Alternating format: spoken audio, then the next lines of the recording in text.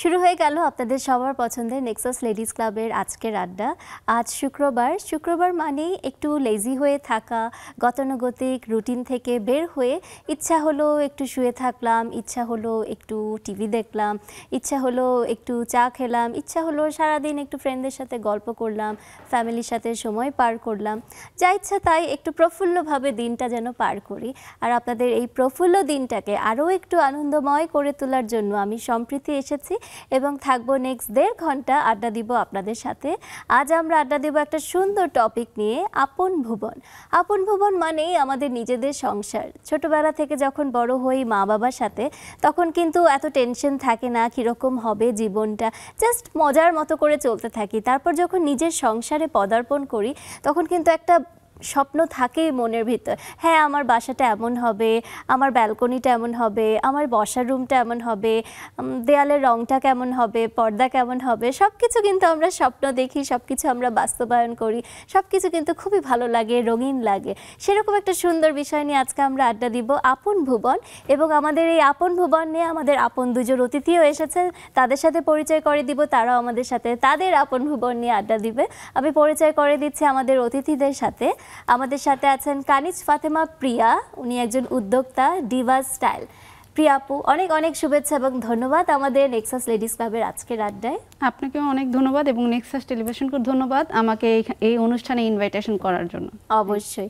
এবং আমাদের সাথে আছেন লিপি ইমরান, উদ্যোক্তা, লিপিস ইউনিভার্স। লিপি আপু, অনেক অনেক শুভেচ্ছা আমাদের এই নেক্সাস লেডিস ক্লাবের আড্ডায়। আপনাকেও শুভেচ্ছা, সেই সাথে নেক্সাস টিভিকেও শুভেচ্ছা। সুন্দর লাগছে আপনাদের দুইজনকেই। প্রিয়া আপু, আপনি তো হচ্ছে ডিভা স্টাইল, আপনার হচ্ছে clothing line, right? Clothing line এবং লাইফস্টাইল, ফ্যাশন স্টাইল, এটা নিয়ে আমাদেরকে আগে একটু বলবেন। আচ্ছা, ডিভা স্টাইলটা আসলে আমি শুরু করেছিলাম আমার একদম ছোট এজ থেকে। আমি বলবো আসলে প্যাশনের জায়গা থেকে কাজ করা, কাজ শেখা বা ভালো লাগা থেকে করা, তো পরে এটা পেশাতে আসলে পরিণত হয়েছে। বেসিক্যালি আমার ব্যাকগ্রাউন্ড হচ্ছে ইঞ্জিনিয়ারিং, আমি ইঞ্জিনিয়ারিং স্টুডেন্ট ছিলাম, বাট আমি যেহেতু ছোটোবেলা থেকে ছবি আঁকতাম এবং সাংস্কৃতিক অনেক অঙ্গনের সাথে জড়িত ছিলাম, সো সেই থেকে আসলে আমার রং তুলি বা ডিজাইন নিয়ে আসলে কাজ করা। তো নিজের জন্য আসলে প্রথমে ছোটোবেলায় পোশাক তৈরি করতাম, তো সেখান থেকে আসলে উদ্যোক্তা জীবনের শুরু। আর এই তো এখন কাজ করছি ডিভা স্টাইল। আসলে একবারে বলতে গেলে বাণিজ্যিকভাবে 2008 সাল থেকে শুরু করেছি। আর আমি 1999 সাল থেকে এই ডিজাইন নিয়ে কাজ করছি। আমার নিজের পোশাক বা আশেপাশে যারা পাড়া প্রতিবেশী বা থাকে না, যে ছোটোবেলায় তো আসলে ওইভাবে চিন্তা করিনি যে বিজনেস করবো, তো সেভাবে ছোট থেকে শুরু। তো আলহামদুলিল্লাহ সবার ভালোবাসায় ডিভা স্টাইল এখনও সম্মানের সাথে কাজ করছে। এই তো। ওয়াও, ডিভা ছোটবেলা থেকে এই যে সুন্দর করে নিজের জামা কাপড়গুলো বানাতে, নিশ্চয়ই অনেক জায়গা থেকে কমপ্লিমেন্ট পেয়েছেন, মানে ডিভা আপনাকে অনেকেই নিশ্চয়ই বলেছে। আর হ্যাঁ, অবশ্যই সেখান থেকেই আপনার মাথায় এসেছে ডিভা স্টাইল। আসলে আমার কাছে মনে হতো যে ডিভা মানেই হচ্ছে যে অনেকগুলো, মানে একটা নারীর মধ্যে অনেকগুলো ক্যারেক্টার থাকবে, সে কখনো মা, সে কখনো বোন, এবং প্রত্যেকটা ক্যারেক্টারে সে কিন্তু বিভিন্ন ধরনের আসলে পোশাকে বা আঙ্গিকে আসে।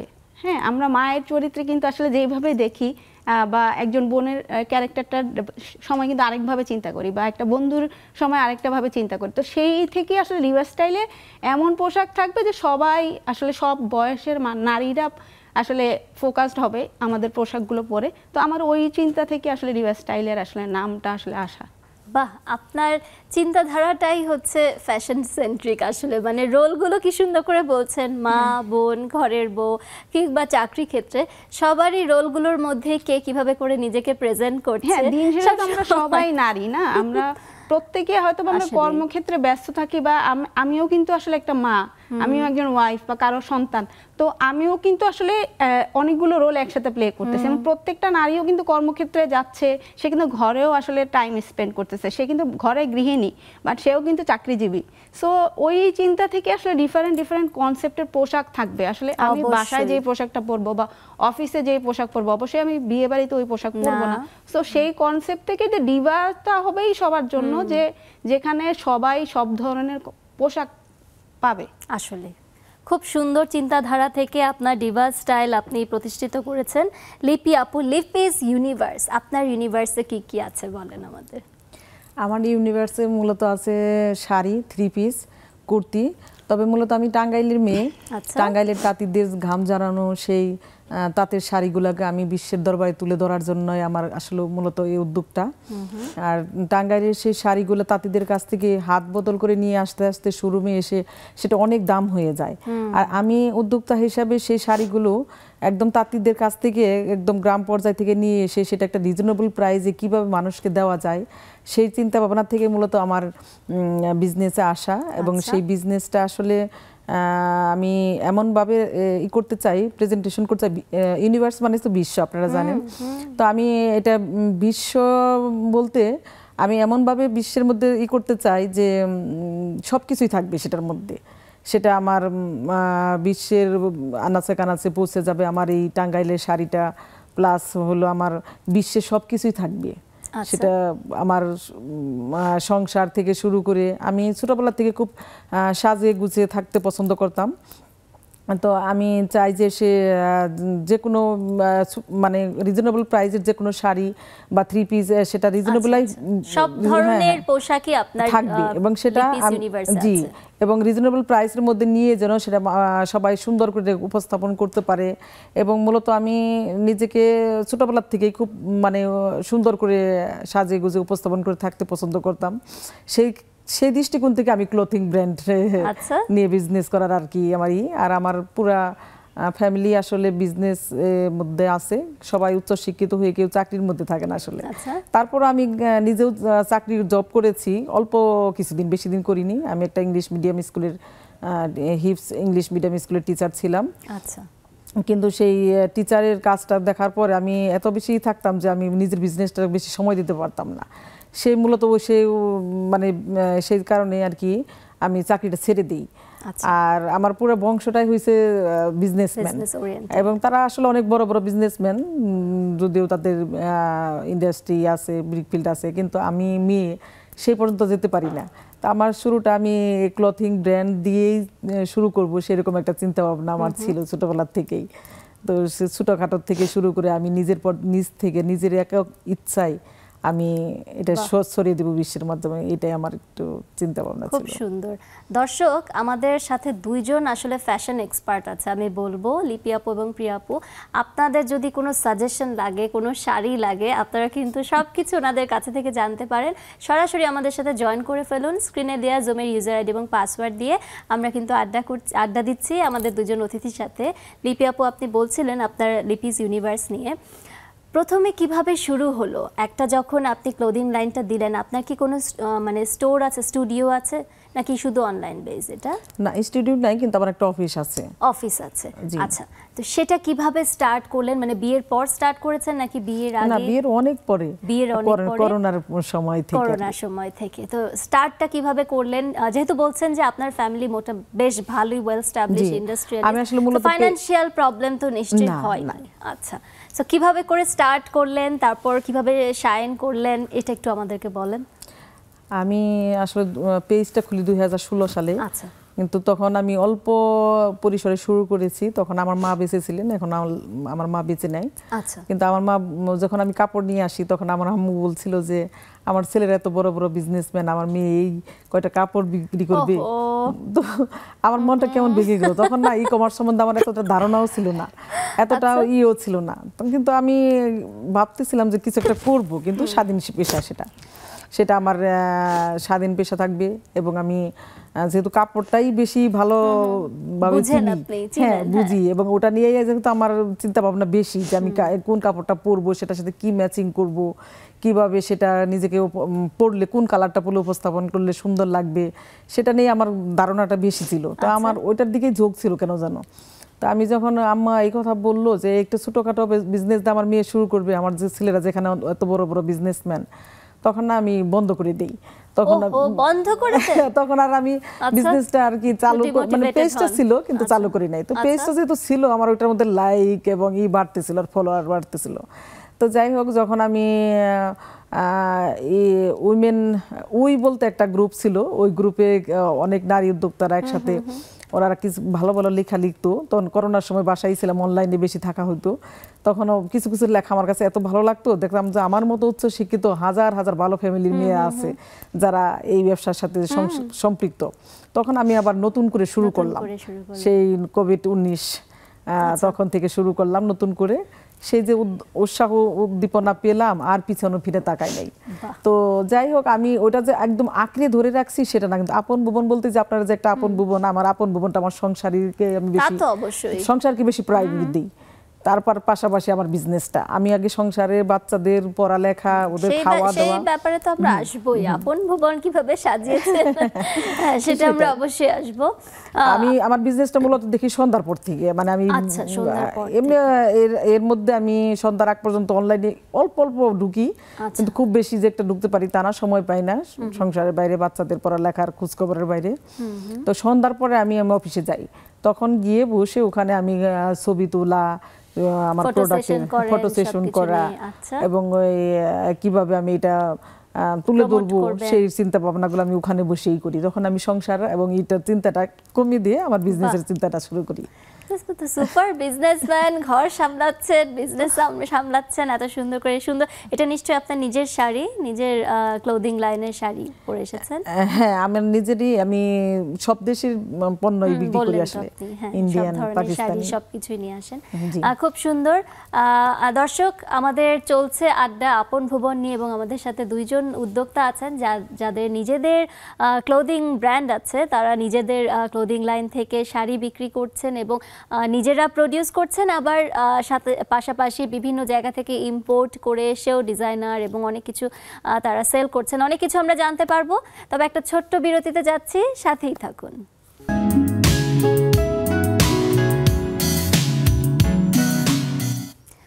চলছে আপনাদের সবার পছন্দের নেক্সাস লেডিস ক্লাবের আজকের আড্ডা। আমরা আজকে আড্ডা দিচ্ছি আপন ভুবন নিয়ে, এবং আপনারা কিন্তু আমাদের সাথে সরাসরি সংযুক্ত হয়ে যেতে পারেন স্ক্রিনে দেওয়া জুমের ইউজার আইডি এবং পাসওয়ার্ড দিয়ে।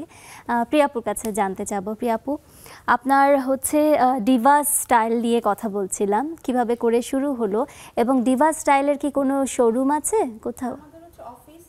বেস্ট, আর হচ্ছে আমরা আসলে ওই যে ডিজাইনার প্রোডাক্ট নিয়ে যেহেতু কাজ করি, সো আমাদের একটু কাস্টমাইজড অর্ডার বেশি থাকে। সো বা আপনার কাস্টমার অর্ডার যেমন দিতে চায়, মানে এক্সপেকটেশন থাকে, ডিফারেন্ট এক্সপেকটেশন থাকে, তো আমরা সেই অনুযায়ী আসলে কাজ করি। তো সেই জন্য হচ্ছে আমাদের একটা অফিস আছে, স্টুডিও সেটআপের মতো। সো কাস্টমার এসে চাইলে প্রোডাক্টের স্যাম্পল দেখতে পারে, বা হচ্ছে আপনার যে ক্লোদিং সে নিতে চাচ্ছে বা ডিজাইনের স্কেচ, ওগুলো সে দেখতে পারে। তো এটা আমার বাসার নিচেই অফিস। আর যেহেতু এটা মিরপুরে, আর আমরা হচ্ছে মূলত দেশের বাইরে হচ্ছে এবং দেশে বিভিন্ন প্রোডাক্ট হচ্ছে যে হোলসেল করি। হ্যাঁ, বিভিন্ন ব্র্যান্ডের প্রোডাক্ট হোলসেল করি, প্লাস হচ্ছে আমরা দেশের বাইরে আসলে আমাদের মেড ইন বাংলাদেশ যে কথাটা, সো আমরা ওইটা আসলে মনে প্রাণে ধারণ করি। সো আমরা চেষ্টা করি যে আমাদের পণ্যটা বিশ্বের দরবারে যাতে সমাদৃত হয়, সম্মানিত হয়। হোলসেল বলতে আপনি আমাদের বাংলাদেশের পণ্যকে হোলসেলে অন্যান্য জায়গায় কি ধরনের পণ্য থাকে? লাইক আমরা হচ্ছে যে এই শাড়িটা আমার নিজের করা। আচ্ছা। সো আপনি চাইলে হয়তো বা দেশের বাইরে থেকে অনেক সময় হয় যে ক্লায়েন্ট চায় যে তারা তো আসলে ডিজাইনার ওইভাবে হায়ার করতে পারে না, তো সে চাইলে 1000 পিস অনেক সময় সে চায় হোলসেল নিতে। সো ওকে আমরা ওইটা ওইভাবে দিয়ে দেই। তো আবার অনেক সময় হয় জুটের ব্যাগ, ডিজাইনার ব্যাগ আমরা নিজেও করি, জুটের, লেদারের, প্লাস হচ্ছে যে ডিজাইনার ব্যাগ জুটের করি, তারপরে শুজ করি, বা এমনও হয় যে ড্রেসের সাথে ম্যাচিং হচ্ছে যে শুজ ব্যাগ থাকবে। সো আসলে কাস্টমারের এক্সপেকটেশন অনুযায়ী আসলে আমরা ওই মানে তাকে টোটালি যেই সার্ভিসটা সে চায় আমরা আসলে ওইটা ডেলিভার করি। খুবই সুন্দর। আপনি নিজে ডিজাইন করেন? হ্যাঁ, আপনি নিজেই ডিজাইনার সেটার। আচ্ছা, তো এই যে ব্যাগ, জুতা, এই ধরনের সব কিছু কিভাবে আপনার মাথায় আসলো? মানে ইউজুয়ালি যেটা হয় যে একটু আগে আপনার সাথে কথা বলছিলাম যে প্রথমে আপনি ড্রেস নিয়ে বলছিলেন যে সবগুলো রোল ক্যারেক্টারের মধ্যে ছোটোবেলা থেকে আপনি প্রেজেন্টেশনটাকে আপনি খুব প্রায়োরিটি দেন, আপনার সবসময় ইমাজিনে সেটাই থাকে। তো তার মানে আপনার দেখা যাচ্ছে যে একদম মাথা থেকে পা পারফেকশনের দিকে আপনি যাচ্ছেন। তো তারপর হচ্ছে কিভাবে ধরলেন যে জুতা কোথায় কাস্টমাইজ করব, ব্যাগ আমরা জানি যে শাড়ি কোথা থেকে করতে হয় কম বেশি জানি, বাট ব্যাগ, জুতা এগুলো তো আনইউজুয়াল, ওটা কিভাবে আপনি ক্যাচ করলেন? আসলে হয় না, আসলে আপনি যখন আপনার উদ্যোক্তা আসলে আমরা যারা ভাসতো হয়তো ভাবে যে উদ্যোক্তা হওয়া খুব ইজি না, একদমই না। আলটিমেটলি উদ্যোক্তা হওয়া খুব ইজি না। আর আপনি বাইবর্ণই যার মধ্যে থাকে সে বাইবর্ণই কিন্তু উদ্যোক্তা হতে পারে। হ্যাঁ, আসলে আপনি ওই যে মানে পড়াশোনা বা কোনো মানে ইউনিভার্সিটির পড়াশোনা পড়ে আসলে উদ্যোক্তা হওয়া এই জিনিসটা আমি কখনো মানি না। কারণ হচ্ছে আমার কাছে মনে হয় যে আপনি প্রতিদিন যে জিনিসটা আসলে মানে শেখেন মানে বাস্তব জীবন থেকে প্র্যাকটিক্যাল যেটা, এইটা আসলে কোনো ইউনিভার্সিটি থেকে আসলে লার্ন করা সম্ভব না। সো আমার লাইফে আমি আসলে ওই যে বলে না যে করতে করতে শেখা, এক্সপার্ট হওয়া। সো আমি যেহেতু একবারে ক্লাস 6 থেকে এই কাজগুলোই করি এবং এইটা দিয়ে আসলে আমি পকেট মানি, প্রথমে যে পকেট মানিটা আসলে আর্ন করা সেটা করি। তো ওইখান থেকে যে আমার মানে বেসিকটা হচ্ছে গ্রো করে বা যে কোন কালার কম্বিনেশনে কোনটা যাবে আসলে এইটার সাথে এটা কিভাবে করা যায়। সো ওই যে আমার হচ্ছে যে প্র্যাকটিক্যালগুলো আমি করতাম ওইটা থেকে আসলে আমার সেন্সটা আসলে এই ডিজাইনিং এর প্রতি আসে। এবং দেন আমার মনে হলো যে আমার কাস্টমার আসলে আমার কাছে বলতো যে আপু এটার সাথে যদি এরকম একটা ম্যাচিং হতো বা এরকম, বা আমি প্রথমে যেটা করি আমার নিজের উপরে আসলে ওই জিনিসটা প্রয়োগ করি। আমি নিজে হচ্ছে হয়তো বা কোন একটা প্রোডাক্ট প্রথমে আমার নিজের জন্য স্যাম্পল বানাই। সো তখন যখন আমি পড়ি বা কোথাও গেলে দেখা যাচ্ছে যে আমি একটা ব্যাগ নিয়ে গেছি, আপু এই ব্যাগটা তো সুন্দর কোত্থেকে করা, তো তখন কিন্তু আমার মনে হয় যে না এটা মার্কেটে আসলে একটা ডিমান্ড আছে। তো তখন আমি আসলে প্রোডাকশনে যাই। প্রথমে আমি কাস্টমাইজ করে হয়তো বা নিজেই আঁকলাম বা ডিজাইন করলাম যে এরকম এরকমটা করব। তারপরে হচ্ছে যে কারিগর আসলে পাওয়া যায় যেহেতু আপনি এই লাইনে কাজ করেন। সো আপনাদের সহকর্মীরাও আছেন মোটামুটি এখন কারিগর ফিক্সড আছে? হ্যাঁ, আমার ফিক্সড 8 জন কারিগর, দুইজন হচ্ছে যে সুইং এর কাজ করে আর 2 জন কাটিং মাস্টার আছে আর একজন ডিজাইন করে, মানে হচ্ছে যে এইগুলো দেখাশোনার জন্য যে স্কেচ আমি স্কেচ করি আমি, তারপর সেটাকে প্রয়োগ করাটা মানে স্টুডিওর মানে যে ওয়ার্কগুলো থাকে ওগুলা। আর হচ্ছে যে মূলত আমি আসলে প্রথমে একটা স্যাম্পল আমি নিজের হাতেই বানাই, মানে নিজে এটা করে ওইটা অ্যাপ্রুভ হওয়ার পরে আসলে ওইটা প্রোডাকশনে যাবে। আগে দেখবো যে আসলে এটা কতটুকু গ্রহণযোগ্যতা পায়। এবং অনেক সময় হয় যে থিম বেস কাজও আমাদের করতে হয়, যেরকম একটু বলেন বুঝে, মানে লাইক হচ্ছে আপনার কোনো হয়তো ওয়েদারের উপর ডিপেন্ড করে আমাদের কাজ হতে পারে। কেউ হয়তো বা শরতের উপর একটা শাড়ি পরতে চাচ্ছে, তার একটা হয়তো বা ফ্যামিলি কম্বো লাগবে। আসলে একা তো আর অনেক সময় পোশাক পরে না, সে হয়তো বা তার হাজবেন্ডের সাথে পোশাক পরতে চায়, আবার বেবিকে নিয়ে পরতে চায়, তো ডিপেন্ড করে পুরো ফ্যামিলি ড্রেস। যেমন আমার পরিবারের কথা যদি বলি, যদি আমার আপন ভুবন, তো আমার আপন ভুবনে প্রথমেই আমি আসলে এই এক্সপেরিমেন্টটা শুরু করেছিলাম একদম যখন ছেলে হয়, হ্যাঁ ফার্স্ট একবারে 2015 দিকে। তো তখন আমি আসলে প্রথমেই আমি এবং আমার হাজবেন্ড এবং বাচ্চা ম্যাচিং পোশাক পরা শুরু করলাম। যখন আমি পোস্ট করতাম শুরু হলো অর্ডার নেওয়া শুরু করেন না কেন, তো আমার তখন মনে হলো যে আসলে এটা ডিমান্ড আছে, বা আপনার হচ্ছে যে সবাই একটু চায় ভালো থাকতে, অল্পর মধ্যে সুন্দর থাকতে, পরিবারকে নিয়ে একটা গোছানো একটা আসলে চায়, ভাইব চায় যে আপনি যখন কোথাও যাচ্ছেন আপনার হয়তো বা সঙ্গী আপনার মতো একটা ম্যাচিং কাপড় পরেছে, দেখতে সবার মাঝখানে আপনাদেরকে আলাদা মনে হচ্ছে। তো ওই কনসেপ্ট থেকে আসলে ম্যাচিং জিনিসগুলো আসা। আর অনেক সময় হয় যে আমরা যখন ডিজাইনাররা কাজ করি টি শার্টের সাথে একটা ব্যাগ ক্যারি করলে ডিজাইন একই রকম হলে বা শুজটা টি শার্টের সাথে ম্যাচ হলে একটু ডিফারেন্ট ভাইব ক্রিয়েট হয়। বা আপনি যখন একজন ডিজাইনার বা আপনি যখন যাচ্ছেন একটা পুরো প্রোগ্রামের মধ্যে আপনাকে আলাদা মনে হচ্ছে। সো ওই কনসেপ্ট থেকেই আসলে এই জিনিসগুলো করা। আর জুতাটা আসলে ইনক্লুড করেছি, ব্যাগটাও ইনক্লুড করেছি। প্রথমে আমার জন্য করে পড়তাম, সেটা ঠিক আছে, বাট কোভিড এর মধ্যে মনে হলো যে না একটু ডিজাইন ডেভেলপ করি। তো ওই টাইমটাতে যখন করলাম তখন দেখলাম যে হিউজ রেসপন্স, মানে আমি স্যাম্পলের জন্যই মানে 30-40 পিস করছি আর কি, জাস্ট করে ফেসবুকে এমনিতেই ছবি পোস্ট করছি। সবাই বলতেছে হ্যাঁ তুমি অর্ডার নাও না কেন। সো ওই যে স্টার্ট করা, তো ওই থেকে আসলে আর আমার ব্যাক করতে হয় না যে করবো না বা কিছু। আপনার বেসিক্যালি অনলাইন বেসড এবং আপনার স্টুডিওতে এসেই আপনার এত কাস্টমার হয়ে গেছে। আমার আসলে আমি যে বললাম আমি খুব ছোট থেকে শুরু করেছি। আর আমি যখন বিজনেসটা স্টার্ট করি এটা 2008-এ, আমি তখন ইউনিভার্সিটিতে পড়ি। হ্যাঁ, ইউনিভার্সিটি তখন তো ফেসবুক ছিল না। ফেসবুক ছিল, ফেসবুক ওইভাবে মানে ছিল না, মানে বিজনেস ওরিয়েন্টেড তো কিছুই ছিল না। তখন জাস্ট হচ্ছে মানে বাংলাদেশে ইন্ট্রোডিউস হয়, যেহেতু আমি ইঞ্জিনিয়ারিং স্টুডেন্ট, আমার আইটি রিলেটেড এই সব জিনিসগুলো আমার নিয়েই ঘাটাঘাটি করতে হয়। তখন আমি হচ্ছে জাস্ট পোস্ট করতাম হচ্ছে আমার ফেসবুকের ওয়ালেই, হ্যাঁ, তখন তার পেজ হয় না, তো 12র পরে তো পেজ আসে। তখন যখন 12তে যখন আমার পেজ আসে তখন আমার ফ্রেন্ডরা আমাকে বলতেছিল যে পেজ খোলাই দরকার, মানে খুলতেই হবে, না খুললে হচ্ছে যুদ্ধক্ষেত্র। আমি বলছি যে না, দরকার নাই। বাট ওরা জোর করে পেজ খোলাইলো, দেন পেজে আসলে প্রমোশন করা শুরু করলাম। আর ওই আমার মেইন প্রমোশন পেজের চাইতেও এখনও যেটা হয় যে আমি আমার টাইমলাইনে যে ছবিটা পোস্ট করি সেটা সবচেয়ে বেশি রিচ হয়। তো ওই যে শুরুটা হলো, এখন আমার পেশা ছিল ইঞ্জিনিয়ারিং, বাট আমিও একটা টিভি চ্যানেলে ছিলাম, অ্যাসিস্ট্যান্ট ব্রডকাস্ট ইঞ্জিনিয়ার হিসেবে ছিলাম, 5 বছরের মতো কাজ করেছি। বাট আসলে আমার যেটা হয়েছে ওই যে নেশাটা তো রয়ে গেছে, তো ওই জিনিসটা আসলে আমি এই প্রফেশনটা আসলে ছাড়তে পারিনি। তো পরে ফ্যামিলি ব্লাড এখানে বোঝাই যায়, মানে আমার ওই যে ওইটাই, মানে আমার কোনো কিছুতেই মানে এখনো মনে করেন কোনো কিছু কোনো একটা প্রোগ্রামে যাব, আচ্ছা আমি নিজেই ডিজাইন করে পরবো, বা কেউ যদি বলে না আমরা চলো মার্কেটে যাই কিনে, আমি না, আমি মার্কেটে যাই কিনবো না, আমি নিজে ডিজাইন করব। তো আমার ওই নেশাটা রয়ে যাওয়াতেই হচ্ছে যে আমি আসলে আজকে উদ্যোক্তা। আসলে আপনি যথাযথ এক্সাম্পল। আমরা দেখতে পাচ্ছি আমাদের জুমে আপুরা জয়েন করেছেন, নাজিয়া আপু জয়েন করেছেন, পারুল আপু জয়েন করেছেন, শানু কবির আপু, মিষ্টি আপু, সোনিয়া আপু, অনেকেই জয়েন করেছেন। সবাইকে অনেক অনেক শুভেচ্ছা। আমি একটু নাজিয়া আপুর কাছে যাব। নাজিয়া আপু ভালো আছেন? একটু আনমিউট করবেন।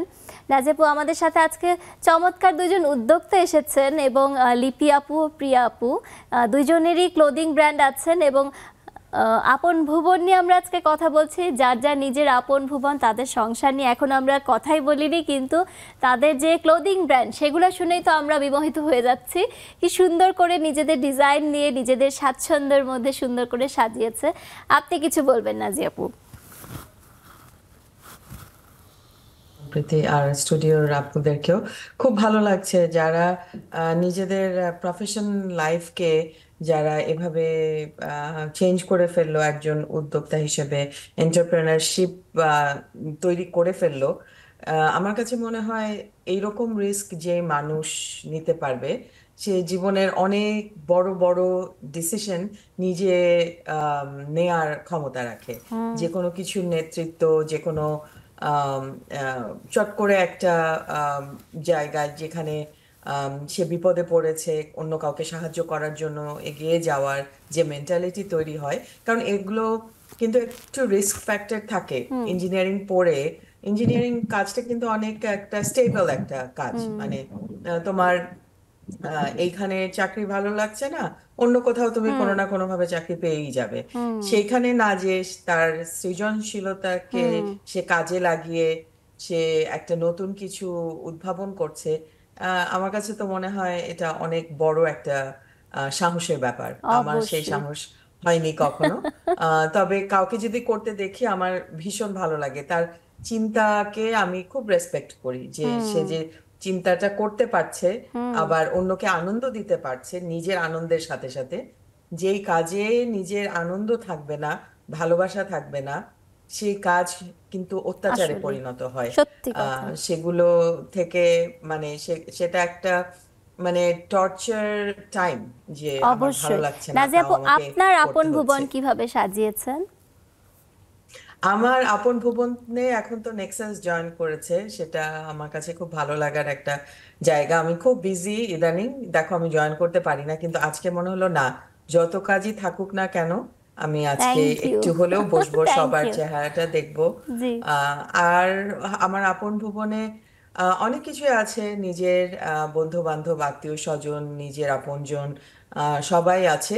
তারা তাদের মতো করে জীবন যেভাবে সাজায় একজন মানুষ, আমিও আমার জীবন সাজাই, তবে আমার প্রায়োরিটি একটু আলাদা। আমি মনে করি নিজের ওপরে ফোকাসটা আমরা বাঙালি মেয়েরা একটু কম দিয়েছিলাম, এখন দেই। এখন আমাদের মেয়েরা অনেক সচেতন, তারা তাদের পছন্দকে অনেক প্রায়োরিটি দেয়। কিন্তু আমরা যখন বড় হচ্ছিলাম, মানে প্রি হিস্টোরিক্যাল যুগে, without any Facebook and YouTube, without any internet, আমাদের প্যারেন্টসরাই ছিল আমাদের ইন্টারনেট, তারা যেটা বলবে সেটাই ঠিক। তো সেই যুগে বড় হয়ে আমার কাছে মনে হচ্ছে আমি আমার নিজের প্রতি, আমার নিজের ইচ্ছার প্রতি ফোকাস কম করেছি। সো এখন আমি আমার নিজের ইচ্ছার প্রতি একটু ফোকাস করি, এটাকে প্রায়োরিটি দেই। আমার যে ভালো লাগা, আমার যে কাজ করতে ভালো লাগে, যেটা শুনতে ভালো লাগে, যার সাথে কথা বলতে ভালো লাগে, সেটাকে প্রায়োরিটি দেই। খুব সুন্দর। এমন না যে আমি খুব হ্যাঁ, আমি ঘুরে বেড়াতেও খুব পছন্দ করি, কিন্তু সেটা যদি আমার নিজের সাথেই হয় সেটাও খারাপ না। নিজেকে অবশ্যই। চিনতে পারাটাও কিন্তু অনেক জরুরি। আমরা মেয়েরা কিন্তু নিজেকে চিনি না, মানে সেভাবে চিনে কিন্তু আমরা বড় হইনি যে আমি আসলে কে, আমি কেমন মানুষ। সেই মানুষটা কি আসলেই আমি? এই যে বাবা মার মতো করে বড় হওয়া, আত্মীয় স্বজনের মতো করে বড় হওয়া, আহ, সেই সেই মানুষটা কি আসলেই আমি? তা আমি এখন একটু নিজেকে খুঁজতে পছন্দ করি, আমি নিজের মতো করে থাকতে পছন্দ করি। থ্যাংক ইউ সো মাচ সেটা আমার রাজি আপু, আপন ভুবন। এত সুন্দর কিছু কথা বললেন এবং এত ডিপ কিছু কথা বললেন।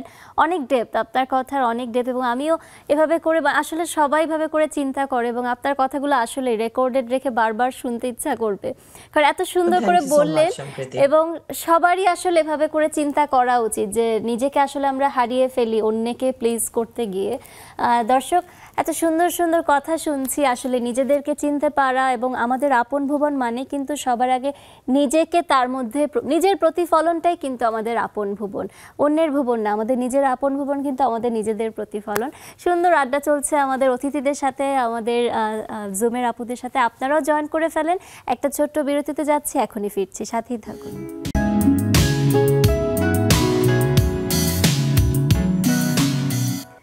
দর্শক, চলছে নেক্সাস লেডিস ক্লাবের আজকের আড্ডা। চমৎকার আড্ডা দিচ্ছি দুজন অসাধারণ উদ্যোক্তার কাছে, মানে সাথে, এবং জুমের আপুরাও আছে। আপনারাও কিন্তু জয়েন করে ফেলেন জুমের ইউজার আইডি এবং পাসওয়ার্ড দিয়ে।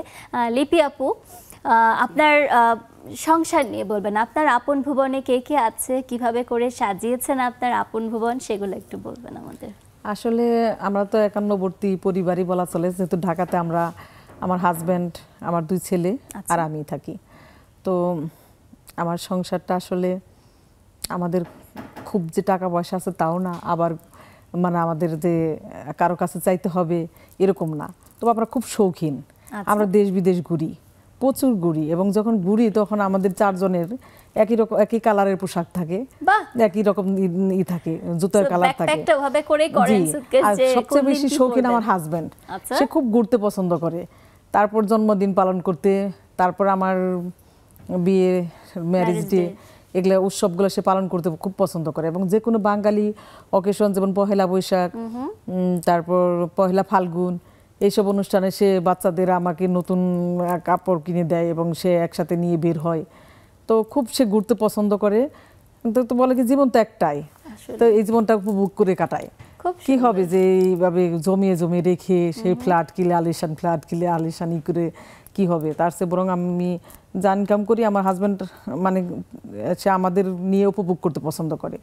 এবং দেশের বাইরে যখন আমরা যাই তখন সবচেয়ে বেশি আমার হাজব্যান্ডের উদ্যোগটাই থাকে যে তুমি আসো আমরা ঘুরতে যাই, মানে বিশেষ করে ডিসেম্বর মাসে যখন ছেলেদের পরীক্ষা শেষ হয়ে যায় তখন আমরা বিশেষ করে ঘুরতে যাই। এবং ওখানে গেলে আমরা যখনই, মানে প্রতিদিনে আমরা যে কয়দিন থাকবো, মানে একই কালারের ড্রেস পরবো। যেদিন বের হবো সেদিন কালো ড্রেস পরে বের হবো, সেদিন কালো সবাই। যেদিন সাদা পরে বের হবো সেদিন সাদা। ছেলেরা কত বড়? ছেলেরা বড় ছেলে আমার ইউনিভার্সিটিতে পড়ে, আর ছোটটা ক্লাস 8-এ পড়ে। ওরাও এনজয় করে? ওরাও খুব এনজয় করে। আমার 2টা ছেলে হওয়ার পর আমি কখনো মেয়ের অভাব পূরণ করি নাই, ফিল করি নাই। আমার 2টা ছেলে আমার সব, আমার যেহেতু বাবা মা নাই, আমার বাবা মার মতো, আমার মেয়ের মতো।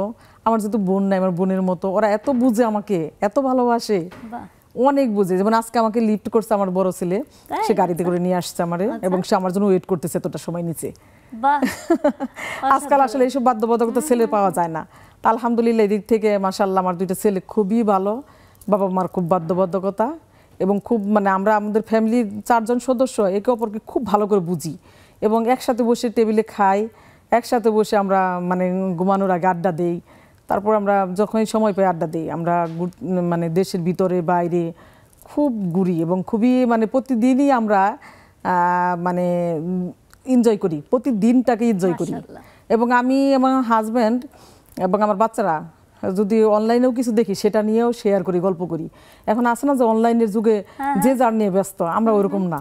আমরা খুব গল্প করতে পছন্দ করি পরিবারের সদস্যরা, এবং ঘুরতে পছন্দ করি। এবং প্রতিটা আমার 2টা ছেলের জন্মদিন এবং আমার ম্যারেজ ডে, আমার জন্মদিন, আমার হাজব্যান্ডের জন্মদিন, আমরা একজন আরেকজনকে গিফট দিই। আমার ছেলেরাও আমার ছেলে, বড় ছেলে, সে আমাকেও গিফট দেয় আমার জন্মদিনে, আমার ওর বাবাকে দেয়। ছোটটা তো একটু বেশি ছোট, ক্লাস 8-এ পড়ে, ও গিফট দেওয়া বুঝে না, কিন্তু ও এত সুন্দর সুন্দর কথা বলে আর ওর এত বেশি মনে হয় যে ওর কথা দিয়ে ও আমাকে গিফট করে। অবশ্যই, এটাই তো gift। সে বলে যে আমার মা একটা পরী, আমার মায়ের মতো এত মজার রান্না পৃথিবীর কেউ পারে না, আমার মা এত সুন্দর, আমার মায়ের মতো সুন্দর কেউ না। আমার মায়ের গ্রানটা, গায়ের গ্রানটা এত ডিফারেন্ট, এই গ্রানটা মানে পৃথিবীর কোথাও নেই। তা আমার মনটা ভরে যায়, ও যে কথা দিয়েই করে। আর আমার বড় ছেলেটা, ওর মাশাল্লাহ, ও মেয়েদের জিনিস থেকে শুরু করে ছেলেদের জিনিস ওর এত রুচি যে পায়ের জুতা থেকে শুরু করে হাতের আংটি পর্যন্ত, আংটি পর্যন্ত ওর এত রুচি যে ওর বাবা বলে কি, দেখো আমাদের যেরকম রুচি আমার ছেলে আমাদেরও ওভার করে যাচ্ছে, মানে আমাদের চাইতে মনে বেশি। এই যে গত ঈদে আমরা মানে মার্কেট করতে যাই নাই, কার কি প্রয়োজন ওটা জেনে আমার বড় ছেলে একবার ভাইয়ের জন্য গিফট নিয়ে আসে, মানে জামা কিনে নিয়ে আসে, যেখানে লাগবে 2টা সেখানে 5টা নিয়ে আসে, যেখানে আমার ওর বাবার লাগবে 2টা সেখানে 5-6টা নিয়ে আসে। মানে আমার আংটির থেকে শুরু করে কসমেটিক সব সার জানা, সব বুঝি, সব ব্র্যান্ড সব কিছু সে বুঝে আলহামদুলিল্লাহ এই দিক দিয়ে। এবং খুবই বাধ্যবাধকতা এই যুগের ছেলেরা যে এরকম হয়। বড় ছেলে কোথাও জব করছে? না, ও ব্র্যাক ইউনিভার্সিটিতে ফার্মেসিতে পড়তেছে।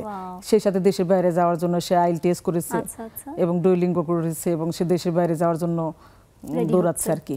আচ্ছা, অসাধারণ লিপি আপু, মাশাআল্লাহ মাশাআল্লাহ মাশাআল্লাহ। এই যুগে মানে আপনি হচ্ছেন একদম পারফেক্ট এক্সাম্পল অফ আপন ভুবন, মায়া মমতা ভালোবাসা সবকিছু নিয়ে সুখী সংসার যেটাকে বলে, বলতে পারেন আমার সংসারটা স্বর্গ আলহামদুলিল্লাহ। সবার স্বপ্ন আপনার সংসার জি আসলে। জি, আমাদের সেই দিক থেকে আপনি অনেক মানে রিলেটিভদের বা কাছের লোকের হিংসার বশীভূতও হই। আল্লাহ মাফ করুন। নো এরা মানে ভাবে যে এরা এত সুন্দর থাকে কিভাবে, এরা এত গুছিয়ে থাকে কিভাবে, এরা এত দেশ বিদেশ ঘুরে কিভাবে, আর এদের বন্ডিংটা এত সুন্দর কিভাবে। মাশাআল্লাহ, খুব সুন্দর, মানে আসলে খুবই সুন্দর মাশাআল্লাহ, কারোর কোনো নজর না লাগে, এত সুন্দরভাবে আপনার সংসার। আমি একটু জুমের আপুর কাছে যাব, আমি একটু পারুল আপুর কাছে যাব, অস্ট্রেলিয়া থেকে আমাদের সাথে জয়েন করেছেন পারুল আপু। একটু আনমিউট করবেন পারুল আপু। এত সুন্দর আপন ভুবনের কথা শুনছিলাম লিপি আপুর, আপনার আপন ভুবন নিয়ে আমাদের বলবেন, আপনার আপন ভুবন কিভাবে সাজিয়েছেন? হ্যালো, আমার কথা শোনা যাচ্ছে? জি শোনা যাচ্ছে আপু। শুভ সন্ধ্যা বাংলাদেশ। জি, যারা উপস্থিত আছেন সবাইকেই সালাম জানাই। আমাদের এখানে অবশ্য অনেক রাত্রি, তো যাই হোক, এই যে আপন ভুবন, এখানে যে জুমে বসেছি এটাও কিন্তু আমার আপন ভুবনের মধ্যেই পড়ে। অবশ্যই। আর যে আপু কথাগুলো বললো আমি সবার কথাই মন দিয়ে শুনছি, এবং আমি যেদিন জুমে বসি সেদিন কেউ না বসলেও আমি সবার আগেই বসি আর কি, সবার কথা শোনার জন্য। তা আপন ভুবন আমার যেমন, আমি অলওয়েজ কোনো কথা বলতে আমার একমাত্র সন্তান শ্রাবন্তী আশরাফি, সে বাংলাদেশ অলরাউন্ডার বলা চলে তাকে। সে বাংলাদেশে টিভিতে কতক নৃত্য করতো, গান করতো। আচ্ছা, ওনাকে তো আমরা সবাই চিনি। হ্যাঁ, চ্যানেল আইতে নিউজ কিছুদিন পড়েছে, তারপরে এখানে চলে এসেছে। সে MBA MIB CA সবকিছুতেই সে ফার্স্ট ক্লাস ফার্স্ট, এখানে এখন PhD করছে, দোয়া করবেন। আমি একজন গর্বিত মা। আমার আপন ভুবন মূলত এইটাই। আর বাকিটা যেটা প্রকৃত আপন ভুবন বলতে, প্রত্যেকেরই একটা নিজস্ব জগৎ থাকে, না হলে মানুষ বাঁচতো না। যেমন আমি ছোট সময় থেকে আমি হলাম যেমন আপুরা উদ্যোক্তা বিভিন্ন বিষয়ে, আমিও কিন্তু উদ্যোক্তা না, কিন্তু আমি লেখক বলতে গেলে আমিও উদ্যোক্তা, লেখার বিষয়ে উদ্যোক্তা। অবশ্যই, যে ছোট সময় থেকে লিখি, যা মনের যত কথা সেগুলো আমরা প্রকাশ করি এবং লেখার মধ্যে দিয়েই বাস্তব জগতে। আর আমি কল্পনা না থাকলে তো মানুষ বাঁচতো না। সেই কল্পনাগুলো যখন সত্যি হয়ে যায় তখনই আসলে জীবনটা আনন্দময় হয়ে ওঠে, পৃথিবীটা নান্দনিক হয়ে ওঠে। কেউ বাগান করে, কেউ লেখে, কেউ ঘুরে বেড়ায়, কেউ গল্প করতে পছন্দ করে। আমি যতগুলো কথা বললাম এগুলো সবই করি। আমি খুবই হাসি খুশি একটা মানুষ। খুব সুন্দর। যে আমার দুঃখ কেউ সহজে বুঝতে পারবে না। আমি এমন ভাবে মানুষের সাথে মেলামেশা করি, প্রত্যেকের দুঃখের কথা শুনি, শোনার পরে মনে হয় যে আমার ভিতরেও এরকম দুঃখ আছে, কষ্ট আছে, কিন্তু আমি সহজে প্রকাশ করি না। যদি কেউ না বলে, না জানতে চায়, সহজে প্রকাশ করি না। আমি আনন্দটাকেই প্রকাশ করি। আমি এখানে আছি, আবার যাব বাংলাদেশে। যখন যাব তখন আমার যত বন্ধু বান্ধব আছে ওদেরকে শুধু জানিয়ে দিব যে আমি এসেছি, ওরাই যোগাযোগ করবে তাদের সাথে, প্রত্যেকের সাথে একজন করে হলেও আমি তাদের সাথে দেখা করার চেষ্টা করি। এটা আমার মানে বিশাল একটা ব্যাপার, যে আত্মীয় স্বজনের মধ্যে, ভাই বোনের সবার মধ্যে আমি সবার সাথে যোগাযোগ রক্ষা করি। বাহ। এটাই আমি আমার আপন খুব ভুবন সুন্দর পারুল আপু, বলতে গেলে। আপনার আপনার মতো এরকম সঙ্গ যদি সবার জীবনে থাকে খুবই ভাগ্যবান হবে সবাই, কারণ এরকম পজিটিভ মানুষ, পজিটিভ ফ্রেন্ডই আসলে সবাই সাথে চায়। আহ, আহ, এবার একটু যাব হচ্ছে শানু আপুর সাথে। আচ্ছা শানু আপু নাই, শামিমা ফারজানা আপুর কাছে যাব, একটু আনমিউট করবেন। মিষ্টি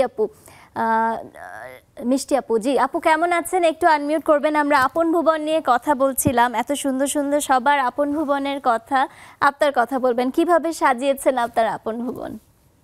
সম্প্রীতি শুভ সন্ধ্যা, জি সবাইকে অনেক অনেক ভালোবাসা, শুভেচ্ছা।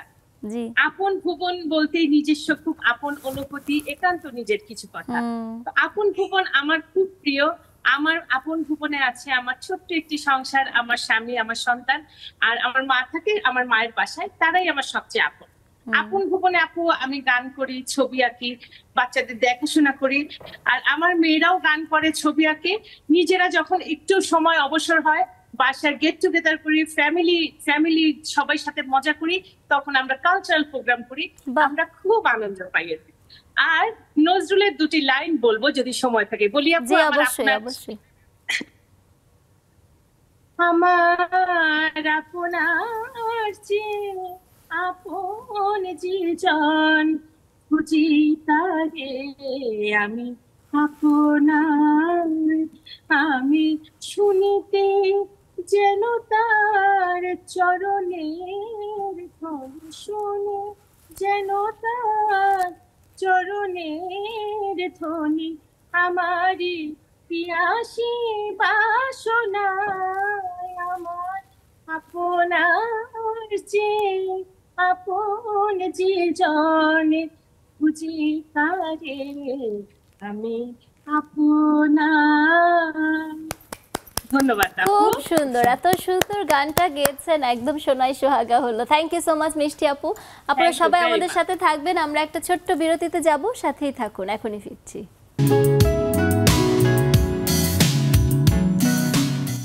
চলছে নেক্সাস লেডিস ক্লাবের আজকের আড্ডা। আমরা আড্ডা দিচ্ছি আমাদের আপন ভুবন নিয়ে। আপনারা আমাদের সাথে সরাসরি সংযুক্ত হয়ে যেতে পারেন স্ক্রিনে দেওয়া জুমের ইউজার আইডি এবং পাসওয়ার্ড দিয়ে।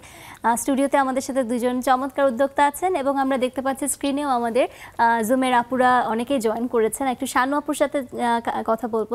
শানু আপু একটু আনমিউট করবেন। আপন ভুবন নিয়ে চমৎকার কিছু কথা হচ্ছে, এক একজনের কথা শুনে আরও এত ভালো লাগলো। নাজিয়া আপু যেরকম এত সুন্দর করে বললেন যে নিজেকে জানতে পারা, নিজেকে চিনতে শেখাটা কত ইম্পর্টেন্ট। মিষ্টি আপু বলছিলেন যে চমৎকারভাবে কালচারাল প্রোগ্রাম করে নিজেদেরকে উপভোগ করেন। পারুল আপুর কাছে জানছিলাম, পারুল আপু লিখে, উনি একজন লেখক এবং এত পজিটিভ মাইন্ডে সবার সাথে পজিটিভিটি ছড়িয়ে দেন। আপনার কথা বলেন শানু আপু, আপনার আপন ভুবন আপনি কিভাবে সাজিয়েছেন? আমার আপন ভুবন অনেক সুন্দর, আপনাদের দেখাইতে পারলে বুঝতে পারতেন।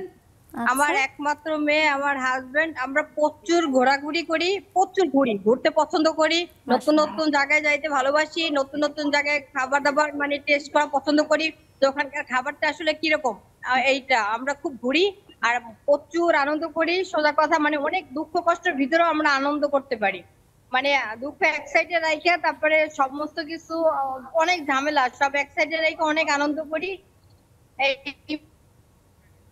বাহ, অসাধারণ। এটাই হচ্ছে সবচেয়ে বড় কথা, যে দুঃখ কষ্ট মানুষের জীবনে থাকবে, ওটা এক সাইডে ফেলে দিয়ে এনজয় করতে হবে। লাইফ একটাই, লাইফ ইজ শর্ট। রাশিদাপুর কাছে চলে যাব। থ্যাংক ইউ শানু আপু, একটু যান্ত্রিক গোলযোগ হচ্ছে।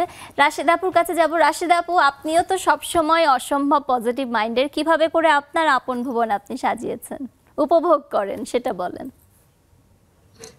আমি শুধু কানাডা থেকে সবাইকে শুভ সকাল, জি, এবং স্টুডিওতে যারা আসছেন আপনাকে সহ অভিনন্দন ও শুভেচ্ছা, শুভকামনা। থ্যাংক ইউ, অনেক অনেক শুভকামনা।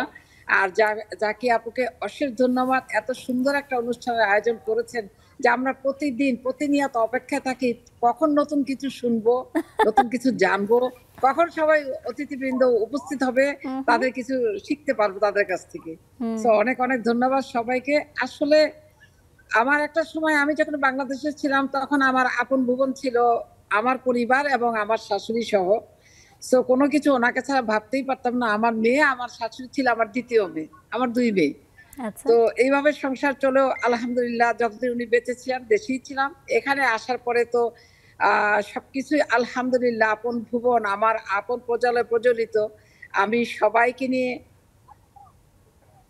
ওহো আচ্ছা, একটু জুমে নেটওয়ার্কের সমস্যা হচ্ছে। প্রিয়া আপু আপনার সাথে এখন কথা বলবো। আপনার সংসার নিয়ে এবার বলবেন। আপনার ক্লোদিং লাইন স্টুডিও তো অসাধারণভাবে গুছানো, আপনার সংসার এবং আপন ভুবন কিভাবে করে আপনি সাজিয়েছেন সেটা বলবেন। আপন ভুবনে আমার হাজবেন্ড এবং আমার 2টা বেবি। বড় ছেলে ক্লাস 3-তে পড়ে, ক্যান্ট পাবলিকে পড়ে, আর মেয়েটা 4 বছরের ছোট। ছেলের নাম প্রথম, মেয়ের নাম দ্বিতীয়া।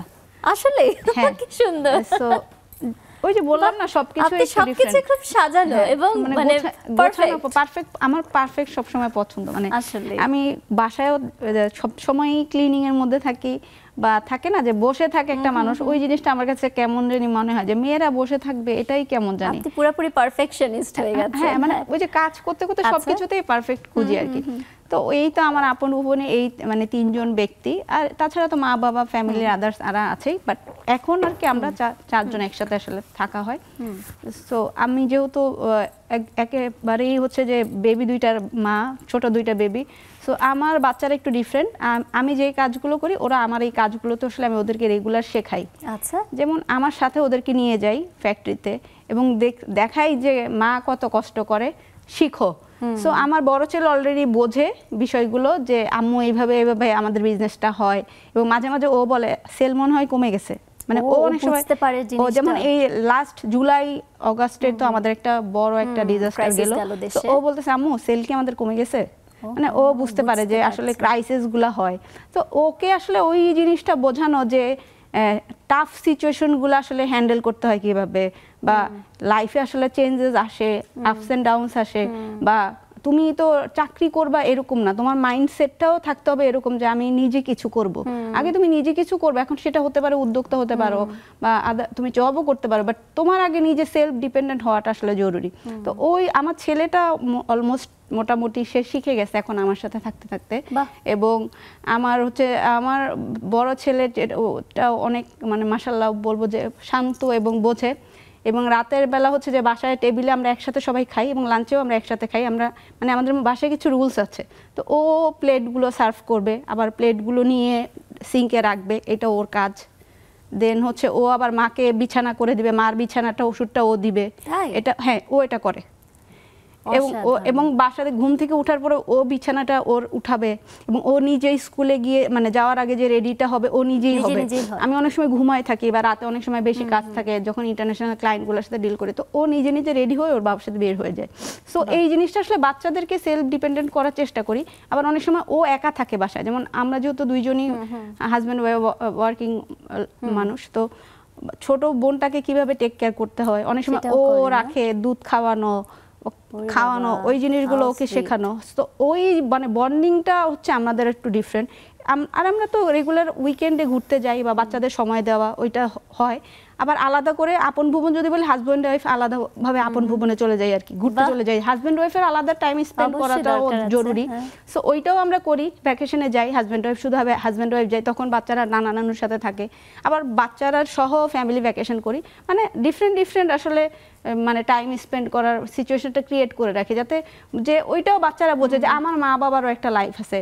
মা বাবা যে শুধুমাত্র একটা ক্যারেক্টার, স্যাক্রিফাইসিং ক্যারেক্টার, এটা তা না। আমি এটা আমার বাচ্চাদেরকে বোঝাই, এবং আমি আমার মা বাবার ক্ষেত্রেও সেম। এখনো তারা নিজেরা মুভি দেখতে যাচ্ছে, হ্যাঁ যাও, মানে এটা কারণ প্রত্যেকটা মানুষের তো নিজের একটা আপন ভুবন আছে। আমি তো প্রথমে নিজে একটা মানুষ, তারপরে তো পরিবার, বা তারপরে আমার আশেপাশের মানুষ। তো আমি নিজে ভালো থাকলে আমার পরিবার ভালো থাকবে, এইটা হচ্ছে আমার সাধারণ। প্রিয়া আপু, আপনি হচ্ছেন মানে শুধু এতক্ষণ যেটা হচ্ছিল যে শুধু লুকের পারফেকশনিস্ট না, আপনি রিলেশনেও হাজবেন্ড ওয়াইফ, মা বাচ্চা, বাবা বাচ্চা, বাচ্চারা, মা বাবা, সবকিছুর সেগমেন্ট করা ক্যারেক্টার, এবং প্রত্যেকটা ক্যারেক্টারই কিন্তু প্লে করতেছে এবং কিভাবে প্লে করবে। আমরা যে ছবিটা আসলে দেখতে চাই, আমরা একটা ছোট্ট বিরতিতে যাচ্ছি। আপনার কাছে থেকে আসলে আরো অনেক কিছু শেখার আছে।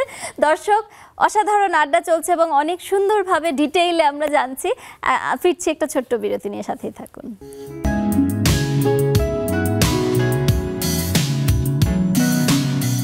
দর্শক, চলছে নেক্সাস লেডিস ক্লাবের আজকের আড্ডা। আমরা কথা বলছিলাম আমাদের অতিথিদের সাথে। আপনারাও কিন্তু জয়েন করতে পারেন স্ক্রিনে দেওয়া জুমের ইউজার আইডি এবং পাসওয়ার্ড দিয়ে। প্রিয়া আপু, আপনার কথা শুনছিলাম, মাঝখানে আমাদের ব্রেক নিতে হলো। আপনার সংসার নিয়ে বলছিলেন এবং কি সুন্দর করে যে স্বাবলম্বী করেছেন আপনার বাচ্চাদেরকে, সুন্দর নানা নানির কাছেও রাখছেন, নিজের টাইম স্পেন্ড করছেন, হাজব্যান্ডের সাথে ট্যুরেও চলে যাচ্ছেন। এগুলা নিয়ে আরেকটু বলবেন আমাদেরকে, যে আপনার বাসার কথা বলছিলেন, আপনার মায়ের সংসারেরও কথা বলছিলেন, কতখানি জরুরি বাচ্চাদেরকে স্বাবলম্বী করা, সেগুলো একটু বলবেন। আসলে এই জিনিসটা হচ্ছে যে কোভিডের টাইমে কিন্তু অনেকে দেখা গেছে যে বাচ্চাদের মানে বাবা মা এফেক্টেড হয়েছে, সেক্ষেত্রে কিন্তু বাচ্চা আসলে ওই সময়টা কোথায় থাকবে, সো ওইটাও কিন্তু একটা টাফ টাইম গেছে সবার জন্য। সো আমি ওই জন্যই আগে থেকেই হচ্ছে যে সবসময় আমার মনে হতো যে আল্লাহ না করুক আমি যদি না থাকি, তখন আসলে বাচ্চারা নিজে যাতে না বলে কেউ যে এই বাচ্চাটা এটা পারে না বা কিছু। তো আমি ওই জন্যই হচ্ছে সবসময় চেষ্টা করি যে বাচ্চাদেরকে অ্যাটলিস্ট বেসিক কিছু জিনিস বা বেসিক যে ম্যানার্সগুলো আছে, যে ও যাতে নিজে নিজে মানে চলতে পারে, লাইক বা আরেকজনের উপর মানে যদি তার নির্ভর না করতে হয়। সো ওই জন্যই আসলে ছোটোবেলা থেকে আসলে বাচ্চাদেরকে এভাবে গ্রো করা। আর যেহেতু আমি নিজেও আসলে ওয়ার্কিং মাদার, অনেক সময় হচ্ছে যে এমন সিচুয়েশন হয় যে দেখা যাচ্ছে আমাদের ঢাকা শহরে অনেক জ্যাম থাকে, সো আমি হয়তো বা টাইম বললেও ঠিক মতো আসতে পারি না, হয়তো বা দেরি হয়ে যায়। তো ওদেরকে ওইভাবে করা যাতে মায়ের অপূর্ণতাটা ওরা নিজেরা আসলে নিজেদের মতো করে করে নিতে পারে। সো ওই জন্যই আসলে বাচ্চাদেরকে ছোট থেকে চেষ্টা করি যে একটু একটু করে শেখানো, কারণ মায়েরই আসলে মূল দায়িত্ব বাচ্চাদেরকে শেখানো। আসলে খুব সুন্দর, আসলে এভাবে করেই সবার চিন্তা করা উচিত। আমি একটু জুমে চলে যাব, তখন রাশিদ আপুর সাথে কথা বলছিলাম, মাঝখানে একটু যান্ত্রিক গোলযোগ হয়েছিল। রাশিদ আপু, আপনার আপন ভুবন নিয়ে বলছিলেন, একটু আবার কন্টিনিউ করবেন প্লিজ, একটু আনমিউট করেন। জি, থ্যাংক ইউ আমাকে আমন্ত্রণ দেওয়ার জন্য। আসলে আমার আপন ভুবন ছোট থেকেই আমার মেয়ের সাথে আমার অ্যাটাচমেন্টটা খুব বেশি। 5 বছর বয়স থেকে ও মানে আমি কি চাইতাম সেটা সে না বললেই বুঝে নিত। ও বিকারমেসে পড়তো, আমার বলতে হয়নি, কিন্তু আমি সবার সাথে ফোনে আলাপ করতাম, সেটা তার মনে খুব গেঁথে যেতে যে আম্মু এটা চাই। ও বিকারমেসায় মানে এখন আসলে সত্যি কথা আমি এটা এখন প্রাউড করি বলি, 03 থেকে সে একদম বিকারমেসায় ফার্স্ট হয়েছে পরের বছর। বাহ, ফার্স্ট এইটা যাত্রা শুরু। এবং আশ্চর্য, সে যখন ডাক্তারি পাশ করে গেছে এক টানে, সে আমাকে জড়িয়ে ধরে কান্না শুরু করছে। তার মানে যে কাঁদতেছে কেন, বলে যে আজকে তো খুশি, তুমি সবকিছুতে ফার্স্ট হয়েছো এবং ডাক্তারিতে এসে তুমি ভালো রেজাল্ট করে আসছো। তো আমি যখন ফোনে শুনতাম যে আপনি সবাইকে বলেন অমুকের মেয়ে ডাক্তার, অমুকের মেয়ে ইঞ্জিনিয়ার, এই হয়েছে সেই হয়েছে, সবসময় আপনার কাছে এগুলোই শুনতাম। আমি বাচ্চাদের আসলে কখনো কোনো প্রেশার দিইনি যে এটা করতে হবে, এটা পড়তে হবে, কিন্তু বলা যায় আমার তখন শুনেই আমি চিন্তা করতাম যে আমাকে একটা কিছু করতে হবে বা পড়তে হবে। তো এটা হলো, ও ডাক্তার হয়ে গেছে, ছেলেটাও সফটওয়্যার ইঞ্জিনিয়ার। আমার না বলা কথা আমার ছেলে কিভাবে বুঝে আমি জানি না। ও এখন ইউএসএ থাকে, কিন্তু ফোন করলেই ও বুঝে ফেলে যে আম্মুর কি অসুবিধা, বলতে হয় না। কোথাও গেলে আমি কোনো দিকে তাকালে আমার ছেলে কিচ্ছু বলবে না, আমি বেরিয়ে গেলে বলবে যে পার্সেলটা প্যাকেট করেন। তো আমার হাজবেন্ডের কাছে আমার কখনো কোনো কিছু চাইতে হয়নি, ঘোরা ফেরা, মানে একদম আমার আপন ঘর। আমি মনে করব আমার দুনিয়াতে আমার স্বর্গ। আল্লাহ যেন ওদেরকে ভালো রাখে। রাশিদ আপু, আপনার মেয়ের নাম কি? বিকারনেসের কোন ব্যাচ ছিল? হ্যাঁ, আপনার মেয়ের নাম কি? আমিও বিকারনেসের, এজন্যই জিজ্ঞেস করলাম। জুনিয়র। আচ্ছা আচ্ছা, ও তো অনেক জুনিয়র। ও আমরা চলে আসি 2005-এ। ওর নাম ইয়াফি উম্মে আরিফা না, ও নাচে চ্যানেল আইতে ছিল, নাচ গানে সবসময় অনুষ্ঠান করেছে 2005-এর আগে, 2003-তে বা 2-তে। আচ্ছা আচ্ছা, তখন বাসাতে নাচ গানে, কথক নৃত্যে, ভরত নৃত্যে সবগুলাতে পুরস্কার আছে, সিলভার, গোল্ড, জাতীয় পুরস্কার সব আছে। জাপান গিয়েছে। আর বিকারনেসায় ও কুনিয়ারে চলে আসছি, 5-এ তো চলে আসছি, আমার তো মনেও নাই এখন। ও তখন অনেক ছোট ছিল, সম্ভবত 5-6-এ পড়ে। 2005-এ আমরা চলে আসছি। তো অলরাউন্ডার। এবং আমার ছেলে, আমার বাজান, ছেলেকে ডাকি আমি বাজান, আমার না বলা কথাগুলো বুঝে নেয়। আই এম সো হ্যাপি আমার বাচ্চাদের নিয়ে। এবং আমার হাজব্যান্ড জীবনে কখনো কিছু আমাকে কৈফিয়ত দিতে হয় নাই, কোনো কিছু জিজ্ঞেস করে নাই, কোনো কিছু না করেনি, যেটা মানে আমি খুবই অবাক হই। এটা অবশ্য ওদের ফ্যামিলি ট্র্যাডিশন। তো আমার খুবই ভালো লাগছে আপন ভুবন সম্বন্ধে সবার কাছ থেকে যে একটা হৃদয়তা জানতে পারছি, শুনতে পারছি, নিজেও বলতে পারছি। মাশাআল্লাহ, আপনার এই এত সুখে আছেন। আমি আলহামদুলিল্লাহ পজিটিভ, যেটা চেয়েছি আজ অবশ্যই। পর্যন্ত আমি সব সাকসেসফুল হয়েছে আলহামদুলিল্লাহ, এটা হচ্ছে সবচেয়ে বড় কথা। জীবনে প্রাপ্তির যে স্যাটিসফ্যাকশনটা, সেটা পেলে তখন জীবনটা ফুলফিল হয়। মাশাআল্লাহ, অনেক সুন্দর লাগলো রাশিদ আপু, আমাদেরও খুবই ভালো লাগলো আপনার সাথে কথা বলে।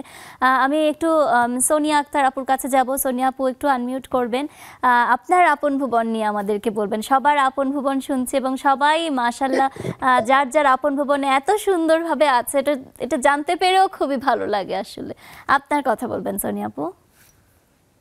শুভ সন্ধ্যা সবাইকে। জি। প্রতিটা মানুষের একটা আপন ভুবন থাকে, আমারও আছে, সেটা অনেক অনেক বিশাল না, অনেক ক্ষুদ্র। আমি, আমার ছেলে, আমার হাজবেন্ড বাংলাদেশের বাইরে থাকে। আর এই তো আমার একটা পেজ আছে, আমার পেজের নাম দেশের বাড়ি। এটাই আমার ভুবন। এখানে পিঠাপুলি দিয়ে সাজানো। আমি সবসময় চ্যালেঞ্জ ভালোবাসি, আর চ্যালেঞ্জ আমি নেই।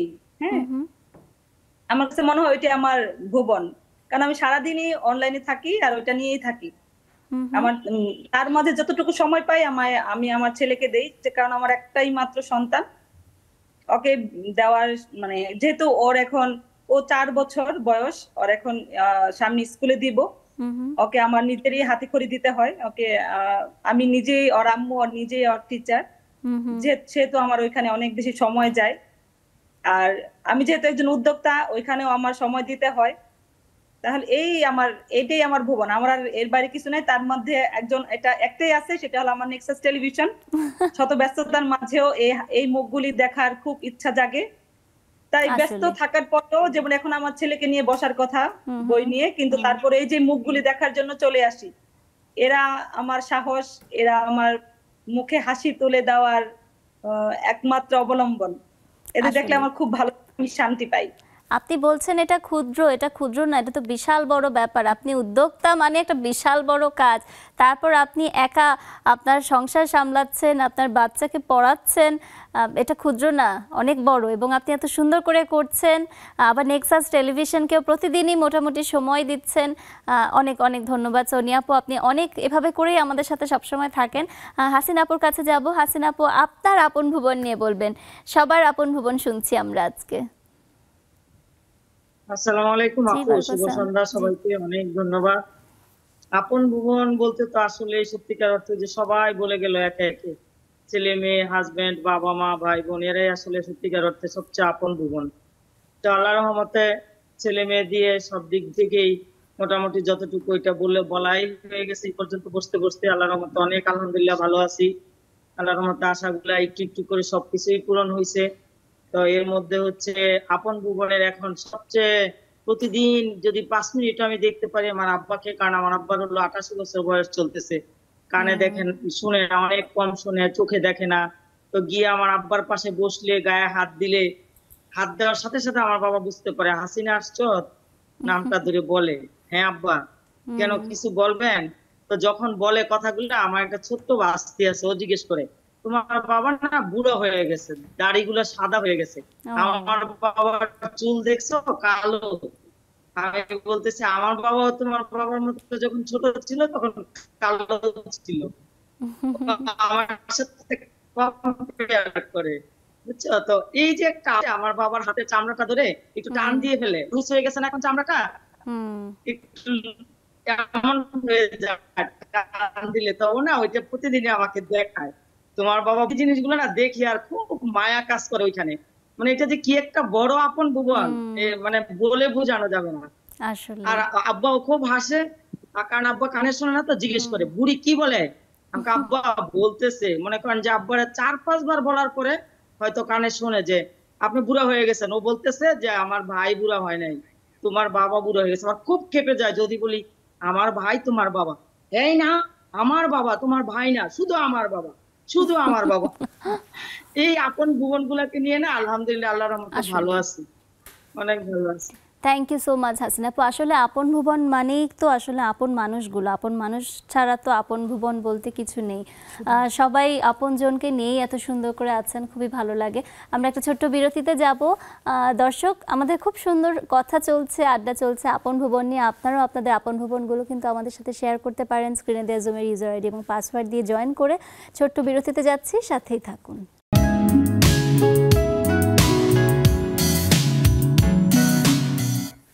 দর্শক, চলছে নেক্সাস লেডিস ক্লাবের আজকের আড্ডা। আজকে আমরা আড্ডা দিচ্ছি আপন ভুবন নিয়ে এবং স্টুডিওতে আছে আমাদের দুজন উদ্যোক্তা আপু। লিপি আপুর কাছে যাব। লিপি আপু, আপনার এত সুন্দর সংসার নিয়ে শুনছিলাম যে সবসময় একসাথে প্রতিদিনই মনে হয় আপনারা উপভোগ করা হয়, একসাথে সুন্দর করে খান, আপনার বড় ছেলে আপনাকে এত সুন্দরভাবে টেক কেয়ার করে। আপন ভুবন নিয়ে বলছিলেন, আপনার যে লিপিস ইউনিভার্স, সেটা নিয়ে আমাদেরকে আরেকটু ডিটেইল বলবেন যে এই মুহূর্তে কি ধরনের কোয়ালিটির শাড়ি, সালোয়ার কামিজ এবং প্রাইস রেঞ্জগুলো কিভাবে করে আছে, কিভাবে করে আমরা আপনার কাছে থেকে অর্ডার নিতে পারবো কিংবা বাই করতে পারবো, দর্শকদের উদ্দেশ্যে একটু বলবেন। জি, ধন্যবাদ আপনাকে। তো আমার লিপিস ইউনিভার্সে দেশি বিদেশি সব ধরনের পণ্যই আছে, তবে আমি বেশি ফোকাস করি আমার টাঙ্গাইলের শাড়ি। সেটা তো বললেন। জি, সেটা রিজনেবল প্রাইসে পাওয়া যাবে। কি ধরনের রিজনেবল প্রাইস, মানে প্রাইস রেঞ্জগুলো কি রকম হবে? আমার কাছে যত আছে প্রোডাক্ট আছে, আমি চেষ্টা করি যে মানুষের সাধ্যের মধ্যে রাখার জন্য। সেখানে আমার 300 টাকা থেকে শুরু করে 3000 টাকার মধ্যে আমি রাখার চিন্তা ভাবনা করি। তাই না? জি, আমি এখনো এর বাইরে যাই নাই কখনো। আচ্ছা। কারণ আমি জানি যে বেশিরভাগই মানুষ একটু হাইলি চিন্তা ভাবনা করে, কিন্তু আমিও হাইলি চিন্তা ভাবনা করব, কিন্তু আমি এখন স্বল্প আয়ের মানুষের কথা চিন্তা ভাবনা করতেছি। অবশ্যই অবশ্যই। সেই ক্ষেত্রে আমার এলাকায় যে তাঁতিরা আছে, এরা কিন্তু ঘাম মানে দিনের পর দিন, মাসের পর মাস ঘাম জড়িয়ে যে 300 টাকা যদি একটা শাড়ির মূল্য হয়, তাঁতিদের সবকিছু দেওয়ার পর থাকে কিছু? ওদের খুবই সামান্য থাকে। ওরা যদি 20 টাকা মুনাফা করতে পারে তবুও ওরা খুশি থাকে। আচ্ছা। তো আমি ওদের কাছ থেকে সরাসরি নিয়ে আসি। টাঙ্গাইলে কি আপনারই যাওয়া হয়? হ্যাঁ, আমারই যাওয়া হয়। আচ্ছা। টাঙ্গাইল শাড়ি, টাঙ্গাইল 3 পিসেস গুলো আসার জন্য আমি নিজেই যাই। আমি যে কোনো প্রোডাক্টই যেখান থেকেই কিনি আমি নিজেই কিনি। নিজেই করেন? জি, আমি নিজে যে পছন্দ মানে করি এবং নিজেই সেটা করি। তবে এই ক্ষেত্রে আমার বড় ছেলে সাহায্য করে, সে গাড়ি ড্রাইভ করে যায় আমার সাথে। আচ্ছা আচ্ছা। তো আমি যখনই টাঙ্গাইল যাই বা আমি কোনো মার্কেটে যাই পণ্য কালেক্ট করার জন্য, তখন আমার বড় ছেলেকে আমি বলি একটু গাড়ি ড্রাইভ করে আমাকে একটু নিয়ে যাও। তো ও বলে আমি আজকে টাঙ্গাইল নিয়ে চলে যায় আপনাকে? হ্যাঁ হ্যাঁ, আমার ছেলে লং ড্রাইভও করে। আল্লাহর রহমতে আমার ছেলে ড্রাইভিং লাইসেন্স চলে আসছে একদম, সে এসএসসি পাশের সাথে সাথেই। আচ্ছা। সে অনার্স ফার্স্ট ইয়ারে পড়ে ব্র্যাক ইউনিভার্সিটিতে। ওর নাম আমার নামের সাথেই মিলানো, ওর নাম লিখন, আমার নাম লিপি। লিপি থেকে লিখন। বাহ, লিখন। তো আচ্ছা, ও আমার ছাত্রী জীবনে চলে আসছে। আমার মানে আমার অনার্স ফাইনাল পরীক্ষার ঠিক 10 দিন পরে ভূমিষ্ঠ হয়েছে। আমি 9 মাসের বাচ্চা পেটে নিয়ে পরীক্ষা দিয়েছি, অনার্স পরীক্ষা। তো সেই ক্ষেত্রে আমার ছেলেটা আসলে আমার একদম বন্ধুর মতো। তো জি, ও আমাকে সাহায্য করে বিভিন্ন মার্কেটে যাওয়ার জন্য, যখন আমি পণ্য কালেক্ট করতে যাই। তা আমি চিন্তা ভাবনা এখন করতেছি যে আমাদের তাঁতিদের সাথে সরাসরি সম্পৃক্ত হতে চেষ্টা করতেছি, কারণ এখন ওদের কাছে ওরা খুব বেশি মুনাফা করতে পারে না, আমিও এখন খুব বেশি দিতে পারি না। আমি চাচ্ছি আগে আমার পণ্যটা পরিচিত পাক। তো আমি যখন দেশের বাইরে পাঠাবো তখন আমার পরিসরটা বড় হবে। আমি যেমন সুখবর যে আমি এখন অফিস নিয়ে আসি, কিন্তু কিছুদিন পরে আমি 1 তারিখ থেকে সামনের মাসে আমি একটা শোরুম নিয়েছি একটা মার্কেটে। কোথায় সেটা?